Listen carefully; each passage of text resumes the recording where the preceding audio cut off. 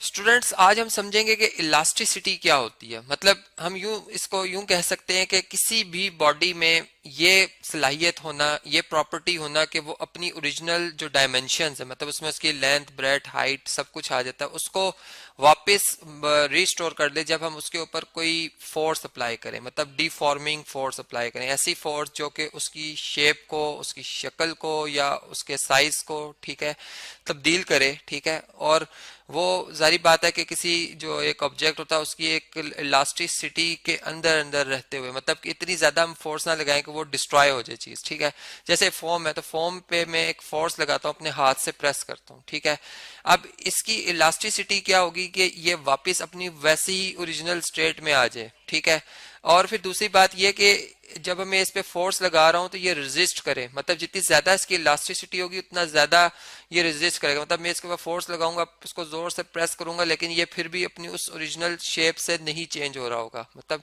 यहां से हम कहते हैं कि किसी ऑब्जेक्ट की इलास्टिसिटी कितनी ज्यादा है। ठीक है, तो अब अगर इसी बात को मैं एक और अंदाज से बयान करूं कि मैं दो मटेरियल लेता हूं, ये एक रॉड है जी, बल्कि तीन मटेरियल हम ले लेते हैं। एक लेते हैं आयरन रॉड, ठीक है, ये आयरन रॉड है फर्ज करें। एक में ले लेता हूँ गिलास रॉड, और एक में ले लेता हूँ रबर रॉड। ठीक है, अब मैं तीनों पे इक्वल इक्वल फोर्स लगाता हूँ। फर्स्ट करें मैं फोर्स अप्लाई कर रहा हूँ 100 न्यूटन की सारों के ऊपर। ठीक है, अब इस पे मैंने जब फोर्स अप्लाई की तो इसमें इलॉन्गेशन नहीं हुई, मतलब इसने सबसे ज्यादा रेजिस्ट किया, ये एज इट इज रही।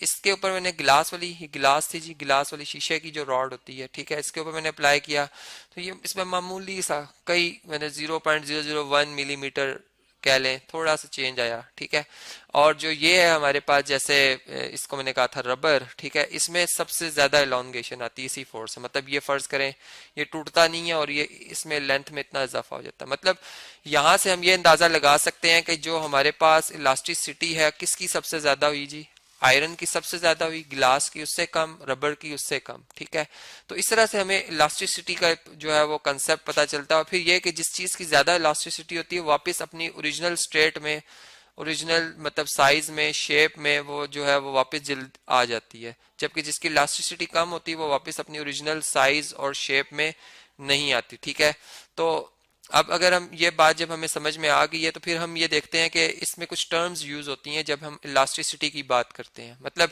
सबसे पहले तो मैं आपको ये बताता हूँ कि क्या कोई ऐसी ऑब्जेक्ट्स भी हैं जो कि इन इलास्टिक हैं, मतलब जिनकी इलास्टिसिटी ही नहीं है।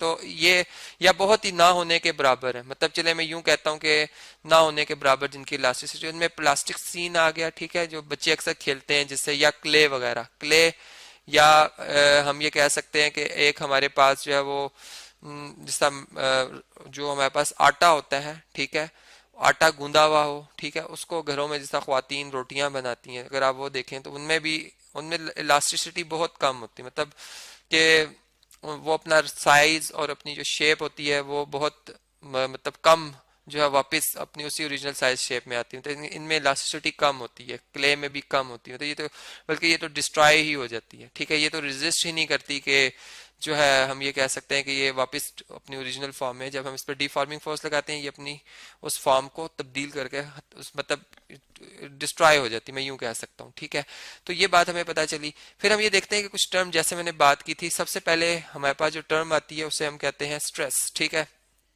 अब स्ट्रेस क्या है जी, स्ट्रेस के लिए एक खास सिंबल हम यूज करते हैं, इसको बाजू का सिग्मा भी पढ़ा जाता है जी इस तरह से। ठीक है, अब ये क्या है, मतलब इसको हम ये कह सकते हैं कि ये हमारे पास जो है, ये हमारे पास एक इसको हम यूं कह सकते हैं एक मतलब रेट है। ठीक है, मतलब मैं एक बॉडी के ऊपर फोर्स लगाता हूँ।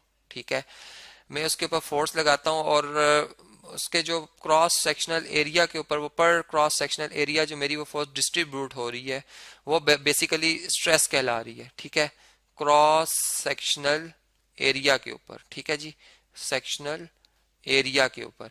मतलब ये हुआ कि एक तो सिंपल फोर्स होती है, वो होती है फोर्स जो कि हम बस एक हम रैंडमली अप्लाई कर होते हैं, लेकिन ये स्ट्रेस एक खास किस्म की फोर्स हो गई है जो कि एक हम रेट के हिसाब से बात कर रहे होते हैं, जो कि एक वेक्टर क्वांटिटी है। ठीक है, और इसके यूनिट्स जो होते हैं वो पास्कल्स भी होते हैं। मतलब देखें ना, फोर्स को हम न्यूटन्स में मेजर करते हैं जबकि क्रॉस सेक्शनल एरिया को स्क्वायर्स मीटर्स में। ठीक है, तो इसको हम कह सकते हैं कि न्यूटन इंटू मीटर पावर -2 है, या इसको हम पास्कल्स कह सकते हैं। ठीक है, लेकिन ये प्रेशर नहीं है, ये याद रखें। पास्कल बेसिकली प्रेशर्स के भी यूनिट होते हैं जो कि एक स्केलर क्वांटिटी है। यहाँ पर हमारे पास ये फोर्स पर क्रॉस सेक्शनल एरिया, लेकिन यहाँ पर हम खास डायरेक्शन में किसी बॉडी पे फोर्स लगाते हैं, ठीक है। जैसे मैंने किसी स्प्रिंग लिया है, अगर स्प्रिंग को मैंने इसके एक एंड को बांध दिया, दूसरे एंड के ऊपर मैं फोर्स लगा रहा हूँ, तो मैं इसको नीचे की तरफ खींच रहा हूँ, खास डायरेक्शन में मैं इस पे एक फोर्स लगा रहा हूँ, ठीक है, जिसे मैं स्ट्रेस कहूंगा। तो ये हमें पता होना चाहिए कि स्ट्रेस क्या होती है, ठीक है जी। और इसको अगर हमें इसके लिए कोई सिंबल यूज करना है तो वो मैंने आपको यहाँ पर थोड़ा उसके हवाले से, तो ये काफी बेंड हुआ होता है, 6 नहीं है ये, मतलब 6 तो 6 से काफी डिफरेंट ये शेप में होता है। अब इसी तरीके से अगर हम इससे आगे, एक और हमारे पास टर्म आती है स्ट्रेन। अब स्ट्रेन बेसिकली जो है वो आप यूं समझ लें कि एक हमारे पास रेशियो है, ठीक है। वो क्या था, रेट था, स्ट्रेस रेट था, और ये रेशियो है। अब रेशियो जो होती है वो सेम, मतलब क्वांटिटी सेम जिनके यूनिट्स होते हैं उनके दरमियान एक रिलेशन का नाम है कि कौन सी क्वांटिटी, पहली क्वांटिटी दूसरी से कितने टाइम बिगर है, या दूसरी क्वांटिटी पहले क्वांटिटी से कितने टाइम बिगर है, ठीक है। अब ये स्ट्रेन किन दो जो है हम कह सकते हैं क्वांटिटीज की रेशियो होगी जी। हम यूं कह सकते हैं कि चेंज इन साइज, ठीक है। एक ऑब्जेक्ट है, उसके ऊपर मैंने स्ट्रेस जो अब अप्लाई किया, तो उसमें उसके साइज में, उसकी लेंथ में, या उसके वॉल्यूम में एक चेंज आई, ठीक है। वो चेंज इन वॉल्यूम और या साइज जो है पर, या इसको डिवाइड कर लें या इसके रिस्पेक्ट देख लें ओरिजिनल साइज से, ठीक है। तो ये जो हमारे पास एक रेशियो आएगी, इसे हम कहते हैं कि ये हमारे पास स्ट्रेन है। इसके कोई यूनिट नहीं होते, ठीक है, नो यूनिट। क्यों नहीं है? क्योंकि रेशियो है।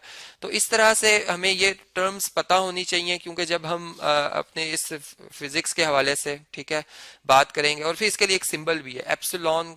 एप्सिलॉन एक सिंबल होता है हमारे पास, ठीक है। ये हम यूज कर सकते हैं। इसको हम एक और भी अंदाज में बयान कर सकते हैं कि एक्सटेंशन, ठीक है, यूं भी बाज बुक्स में लिखा गया है, तो हमने कहा चलें आपसे शेयर कर लें।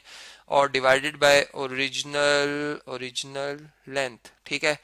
और इसी तरह टेंसाइल जो है वो स्ट्रेन भी होती है, उसमें मतलब एक्सटेंशन होगी इन लेंथ, मतलब सिर्फ हम लेंथ की बात करेंगे, डिवाइडेड बाय ओरिजिनल लेंथ, तो उसे हम टेंसाइल स्ट्रेन कहेंगे, जो कि हम मतलब जहां पे हमें इसको उसकी जरूरत हुई बताने की, हम उसको बताएंगे, ठीक है।